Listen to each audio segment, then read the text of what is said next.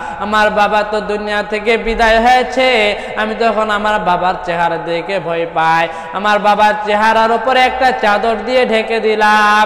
দেওয়ার পর আমি তো চিন্তায় পড়ে গেলাম, আমার বাবার লাশ যদি সকালবেলা বাগদাদের মানুষেরা দেখে, আমার বাবাকে দেখে বলবে, হায় রে হায়, কত না পাপ করেছে, কত না গুনাহ করেছে, তার চেহারা বিচ্ছিন্ন হয়ে গেছে, শুকরের মতো হয়ে গেছে।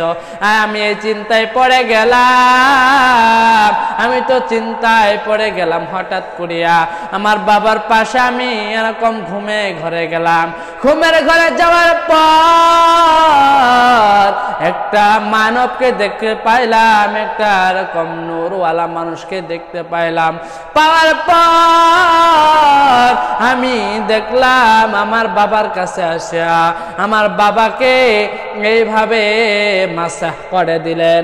আমার বাবার মুখটা মাসাহ করার পর আমার বাবার চেহারা বিচ্ছিন্ন চেহারা থেকে আমার বাবার চেহারা এরকম জান্নাতি রূপান্তরি হয়ে গেল। আমি ওই সময় আরো চিন্তা পড়ে গেলাম, যে বাবার চেহারা শুকরের মতো হয়েছিল, যে বাবার চেহারাটা কালো হয়েছিল, এরকম বিচ্ছিন্ন হয়েছিল, আমি কি দেখলাম ওই মানুষটা, ওই দানবটা ওই সময় চলে যাইতেছে আমার বাবার কাছ থেকে। আমি বাবাকে রেখে ওই মানবের কাছে এরকম দৌড়ানো শুরু করলাম।